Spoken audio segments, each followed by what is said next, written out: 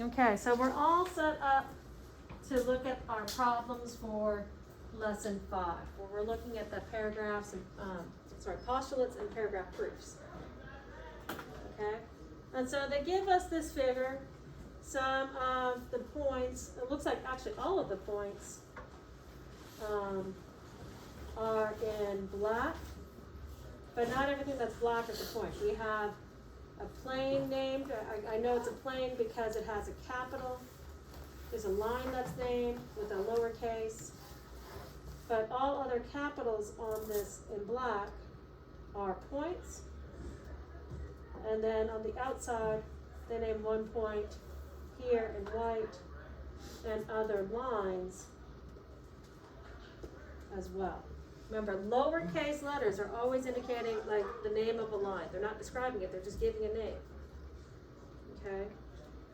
And planes, we use a capital script in order to name the plane. And otherwise, everything else that's a capital is a point. So we need to, using that picture, show how this particular statement is true and state the postulate that proves that. Okay? Lines N and L. Lines N and L. Trying to get out of the way here. Intersect at point K. So the first part we need to do is explain how that shows that that is true using the picture, and then give the postulate that will prove that to be true. We have line N, that's this edge right here. That's an edge of the bottom layer of the cake. L is this edge of the bottom layer of the cake, and they meet here. How could I describe that using the picture? What sentence could I write?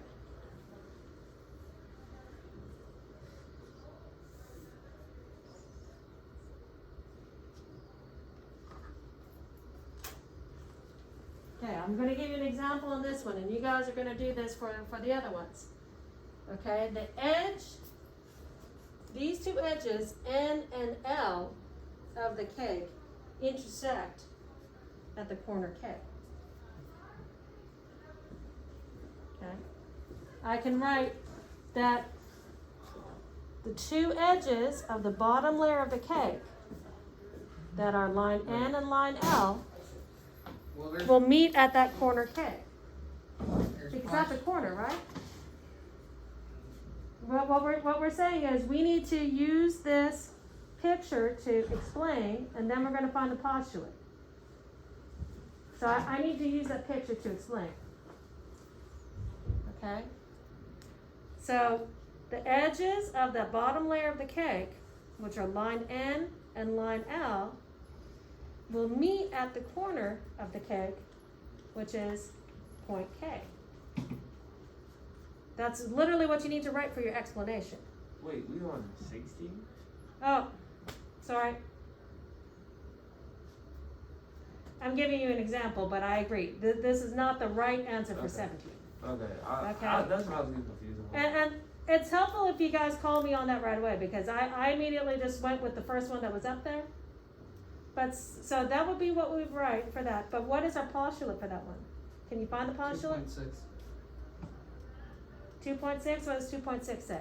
If two lines intersect, their intersection is exactly 1 point. Perfect. Okay, so let's try 17. Okay, and 17 is the beginning of your homework. Okay, we have plane P. Which one's plane P? The one on the bottom left. Yeah, it's this space right here is plane P. And they say here is plane Q. And I have a line M.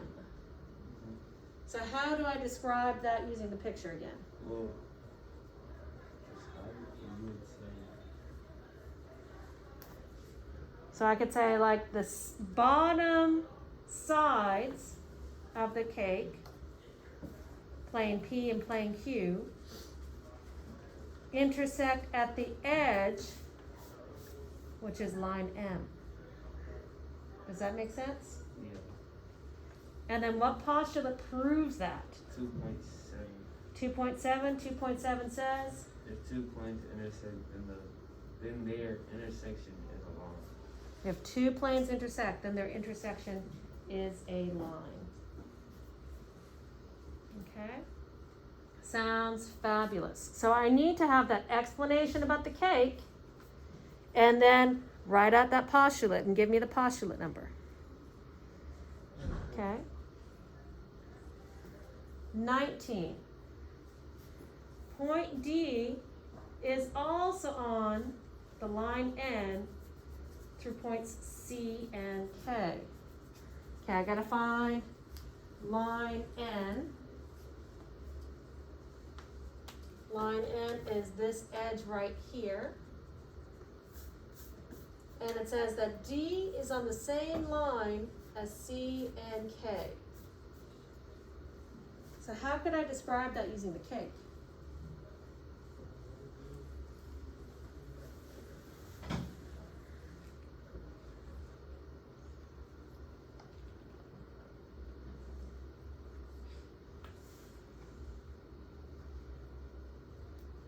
How could I describe that using the cake for 19?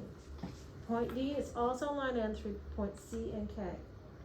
So it's all along that same edge, right?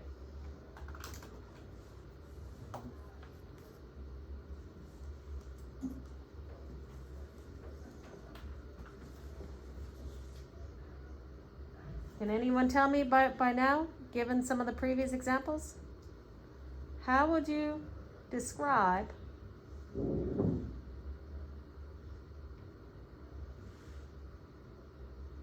No one's willing to take a risk? Can you ask the question?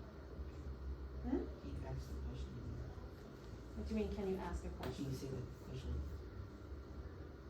The question says point D Oh, is also on the line N through point C and K. How do, what was that? I thought you said something else. Okay, and it's possible, sometimes I do. You know, but as Jeremiah pointed out, I started on 16 rather than 17. I will frequently tell you I make mistakes. And it doesn't make me embarrassed, it doesn't make me feel ashamed, because, you know, we're all just trying. I would describe it as like, basically, the top left side of the bottom letter K is one whole line, and that one whole line consists of N, C, D, and K. I would almost agree. The one part that I didn't like in your explanation was that you included N. Yeah, you're right. Does that make sense? Do people see why I wouldn't include N in that description? N is the line, but the way that he described it, he was trying to say that that edge contains those points, and N is not a point. C, D, and K are points.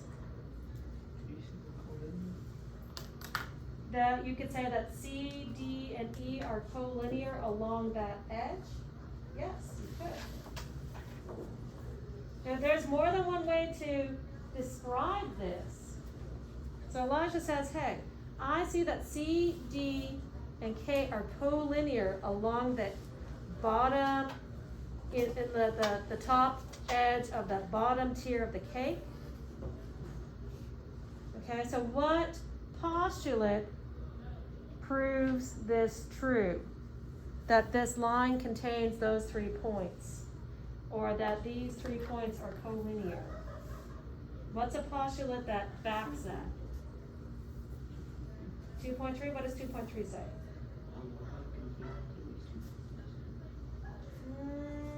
I don't know if that's the best one.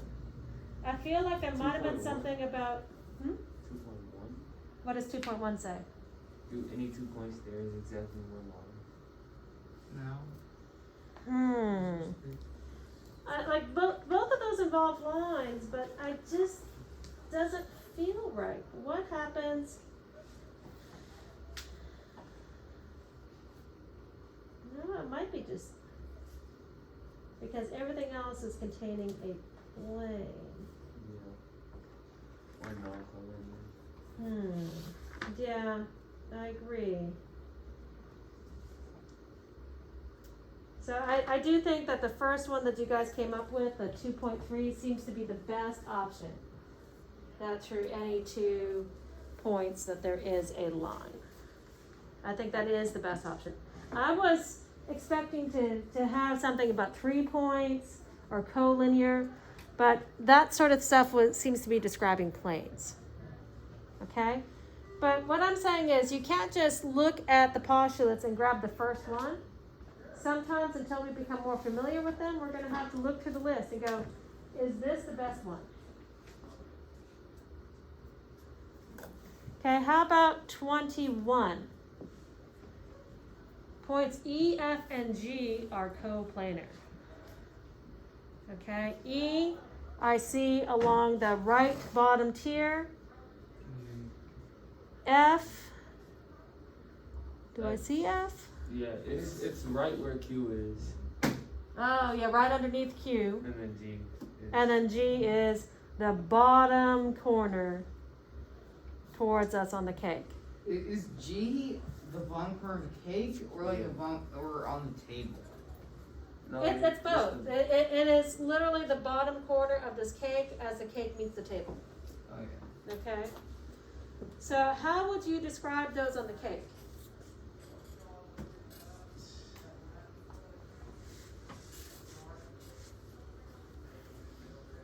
We have 3 points. I'll describe them on the cake as points E, F, and G are on plane Q, technically. Okay, but how do you use that using the cake though? So E, F, and G are all on the same side on the bottom tier of that cake. They're all on the same side. And we know that a side is really a plane. So what postulates do we have about 3 points that describe a plane? 2.4. 2.4, which says? A plane contains at least 3 non-collinear points. Perfect. Okay. 23. We have lines H and G. They're using their lowercase letter names. Intersect at point J. H and G.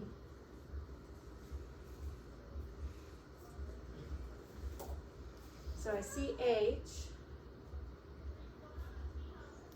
And this is line G. And here's their intersection, this point right here. Okay? So, how can we describe this using the cake?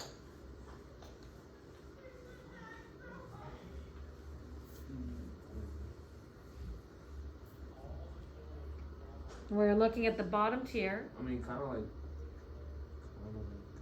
Wait, we're on 20. So, maybe like the left and the bottom edges of that bottom tier will meet at the corner of the cake J. Wait, you said that again? So at the bottom the left edge and the bottom edge of the bottom tier of the cake meet at the corner. That's point J. Would you agree?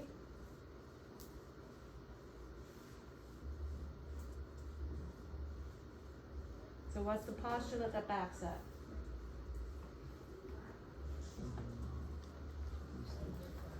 Two 2.6 that says?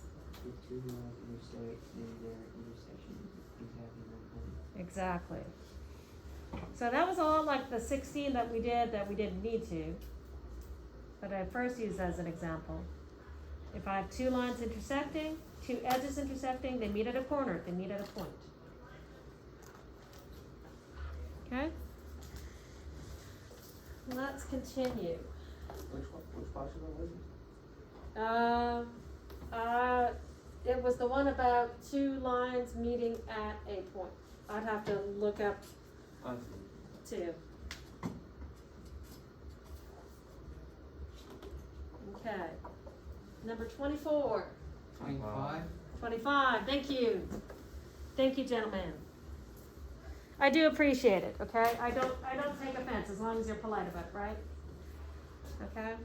There are at least 3 lines through points J and K. We need to determine, it tells us at the top, determine whether that statement is always, sometimes, or never true. And we have to explain. What do you think we're using to explain?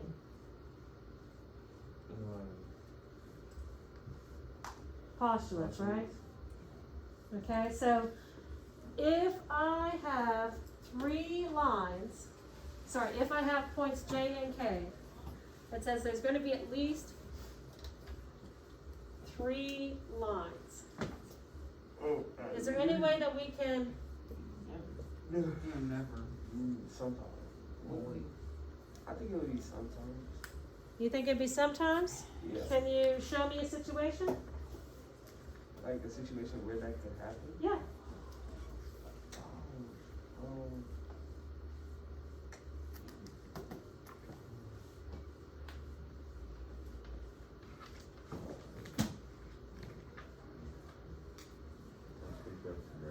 I mean, what I just said, the only reason why I said sometimes is because it never said that there couldn't be 3 lines to Okay. the points. So that's why I would say sometimes. Because it never said that it couldn't or that it had, and it never says that there has to be. So that eliminates always. And that's it. And so that eliminates always, and you were saying, well, you don't think that there has to be? Yeah, because there's nothing that states that there has to be 3 lines going to a point. And even with the cake, there wasn't always 3 lines going to a point. Oh. I would say sometimes because there was nothing that said that there couldn't.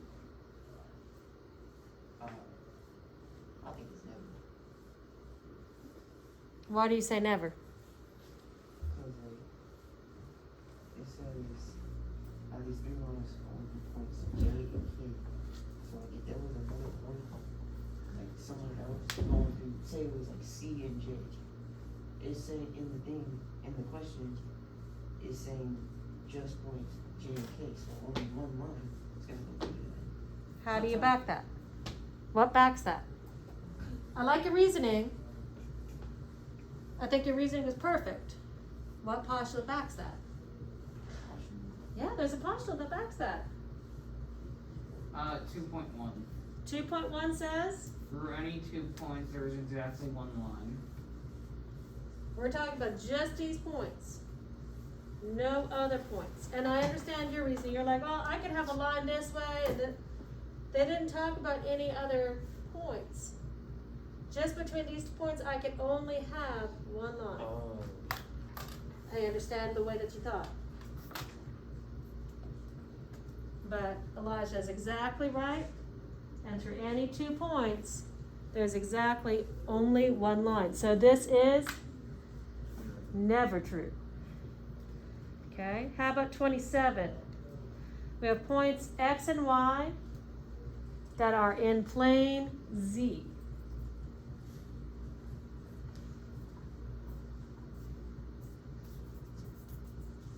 So once again, let's try that little drawing, right? We have a plane. We know that this is plane Z. I have a point X. I have a point Y. And we know that those are in the plane. Can we say always, sometimes, or never that any point collinear with X and Y has to be collinear with both X and Y is in plane Z? Sometimes. Why do you say sometimes? Because See, the point can still be collinear, but not in the plane. I think that's always. You think that's always? Can you guys come up with postulates that back your thinking? Yeah, Project 2.5 says if 2 points lie in the plane, then the entire line containing those points lies in that plane.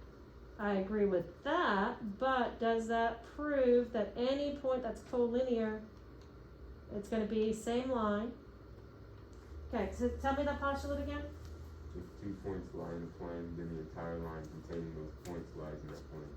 Okay, so he says, if 2 points are inside of a plane, anything along this line is in the plane. What does this mean? Any point collinear. That means it has to be same line. Do we agree with Richard? Yes. Is there anyone that doesn't see why that is the case? It's okay if you don't. That's what we're practicing. So this is always, because a postulate, what number? 2.5. 2.5. Okay? Let's look at 29. Points A, B, and C determine a plane. Sometimes. What's our reasoning behind that? plane. A plane can be any of the 11. A plane could be any what? Like it can be a different letter. It doesn't always be. That's not really the reason why.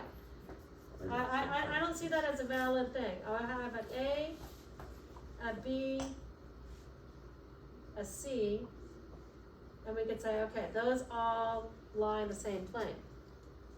Okay? This here, if I put them like this, A, B, and C, I don't have a plane.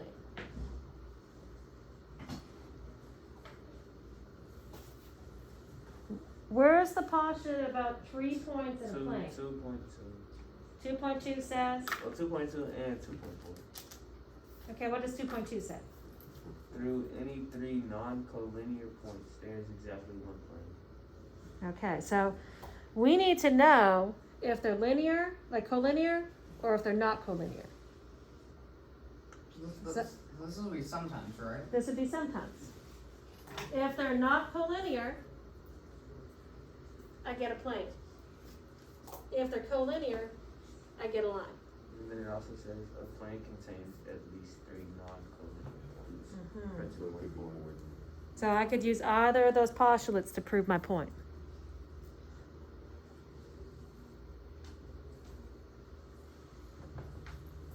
Okay, 31.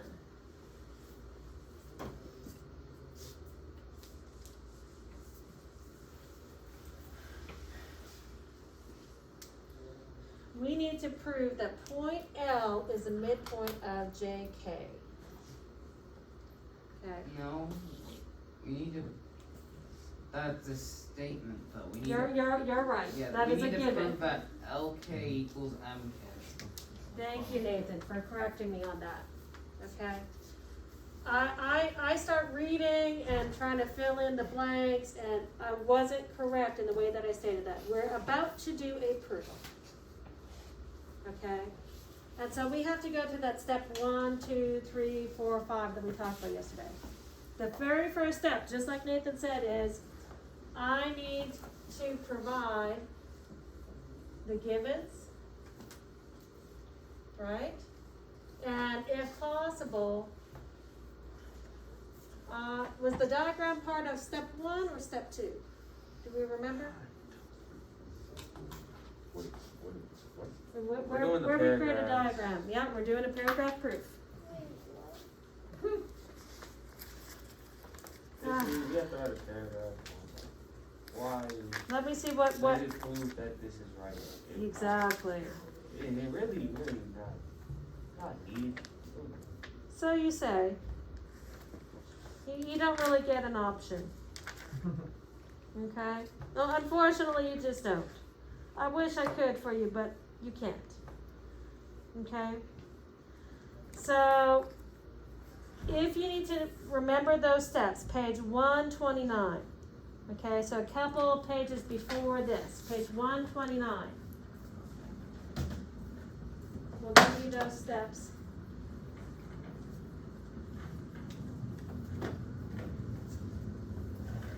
And page 129 gives you the steps for this. The first thing, I need to identify the givens, and I want to do a diagram, if at all possible, because visuals help us. The second thing that I need to do is I want to state what I need to prove.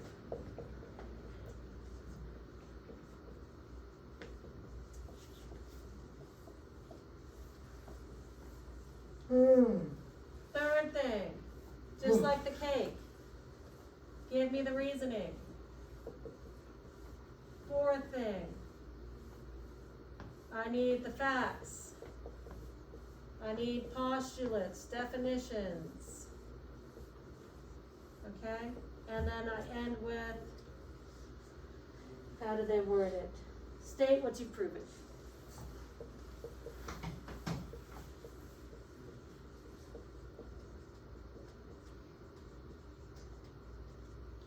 Okay, so that has to become automatic for us. I have to go, okay, I have this information. I know this to be true. And here's a diagram that's going to help me understand it and help me explain it to you. Okay? The second thing is, here's what I'm proving. Here's what I'm going to prove to you. Here's why it works this way. This is backed by this postulate. And so therefore, this is the way it is. And so this ends up being, like a 5-sentence paragraph. Hey, I've never said that you have to like any of it, but you do have to abide by it, especially if we're going to get a good grade, right? So first we would write L is the midpoint of JK, and JK intersects MK. Okay. So looking at 31, this is where I wish I had more space in between, right? So step 1, we see that this point L is the midpoint of JK, JK intersects MK at K. So this is all part of number 1, stating the given. Now I also need to do a diagram. Okay, that's going to help us out. It looks like I have a line segment that's J, K. We know that L is the midpoint. We okay so far? Yeah. Remember, don't just assume that everything that I say is, the exact thing, because you've seen, sometimes I get ahead of myself. J, K, L's in the middle. It says if JK and it says JK intersects MK at K. Ooh. Okay, so I need to add in another line. I'm going to move this K a little bit because I have a MK. So we have this intersection here.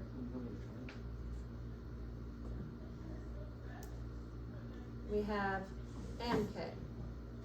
MK intersects this JK at K. We don't know the size of the angle or anything else. It says if MK is congruent to JL, I need to prove that LK is congruent to MK. So, 1 and 1. I do this diagram and I write out, I am given that point L is the midpoint of segment JK. Okay, JK intersects M at K. Let me write it out over here for you guys. Because I know that we haven't had much practice on this yet. Well, we've seen this like one example. So we have this drawing.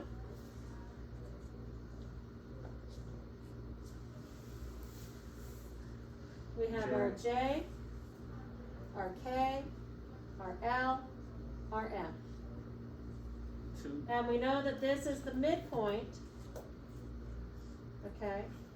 This one here is a midpoint.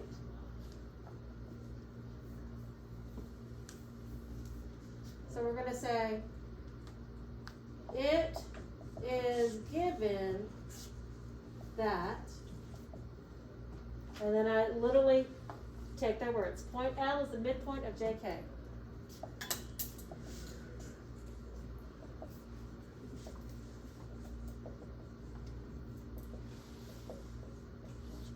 Segment JK. And JK intersects MK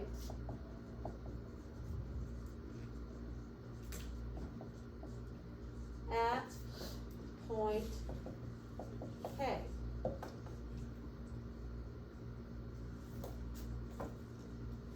Okay, state what I need to prove.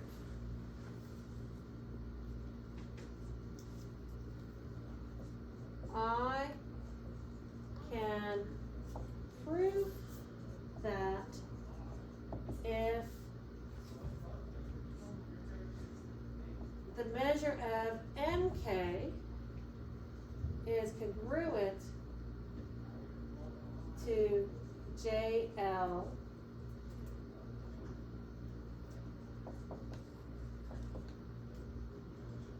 that, and I'm going to put a comma, that LK is congruent to MK. So how can I prove in the end that LK, which is this right here, is congruent to this? How can I prove that? Explain your reasoning.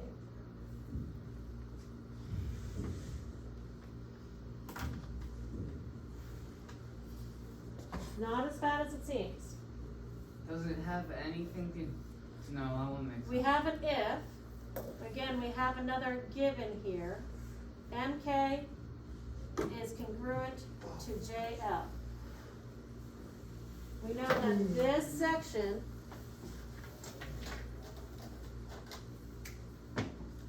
from here to here is congruent to this one right here.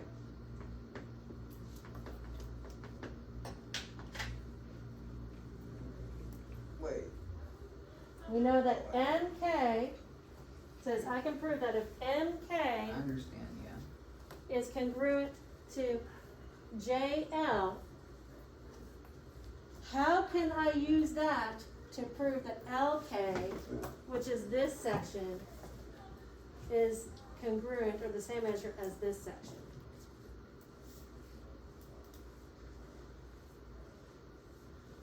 Does it have anything to do with the angle of K? No, it really doesn't have anything to do with an angle. It has everything to do with lengths and midpoints. What does it mean to be congruent? What does it mean to be a midpoint?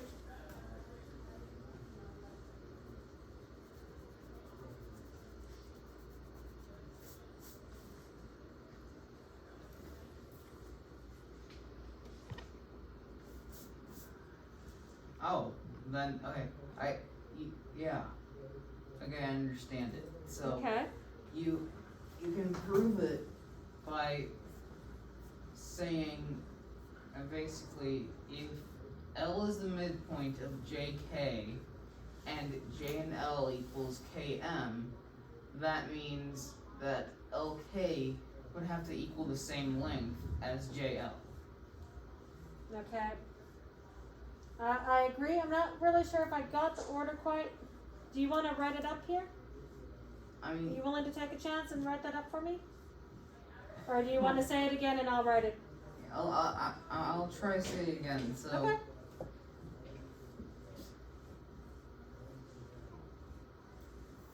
if L is the midpoint of JK,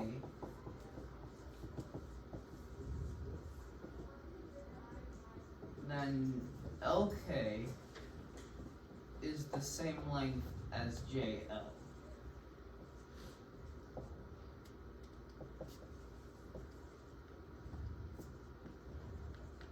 Like, you get what I'm saying? Yeah. Yeah.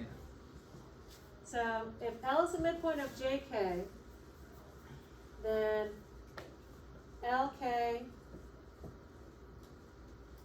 sorry. If L is the midpoint of JK, then LK is the same length as JL. Okay, so that's one step. Yeah. that's what I'm saying. What's the next step?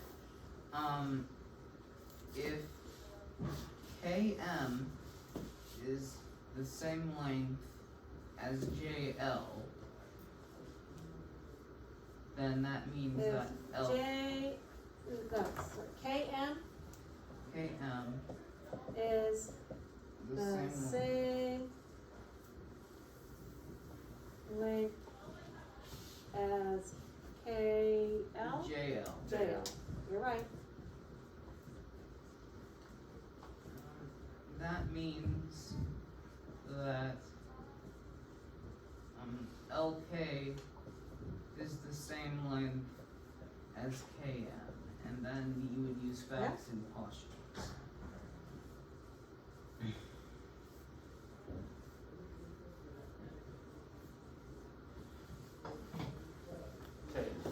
Okay. Okay. Are you following? He's saying, if this is the midpoint, we know that these two are the same measure, the same length. Okay? If that's the midpoint, then LK and JK are the same length. And then if this is the same length as JL, which is what they give us, then as a result, since these are the same length and this is the same length as this has to be the same length as this. Now what backs that?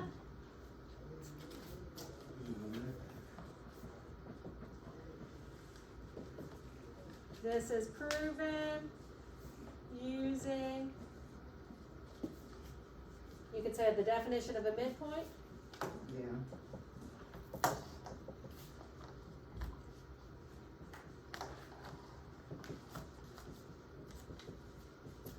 And congruent segments. Yeah. Is there a postulate or theorem that helps us with this too?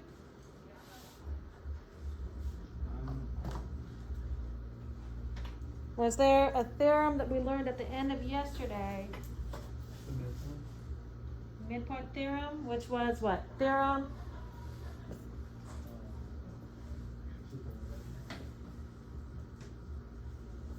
Theorem 2.1? What does theorem 2.1 tell us?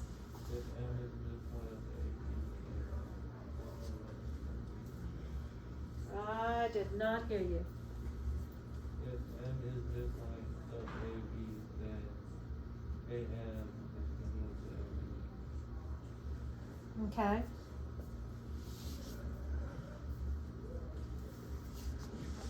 Theorem 2.1 also, we're just gonna say theorem 2.1 also proves this relationship. So, what did we prove? we proved that LK is congruent to MK.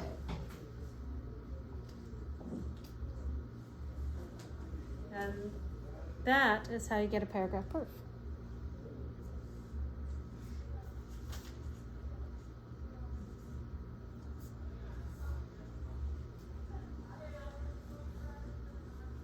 You have to do the reasoning and then find what backs that.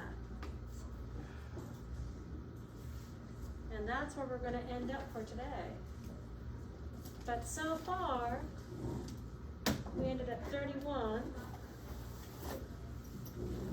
Hopefully we should finish a good amount of it tomorrow, so you shouldn't have too much for homework.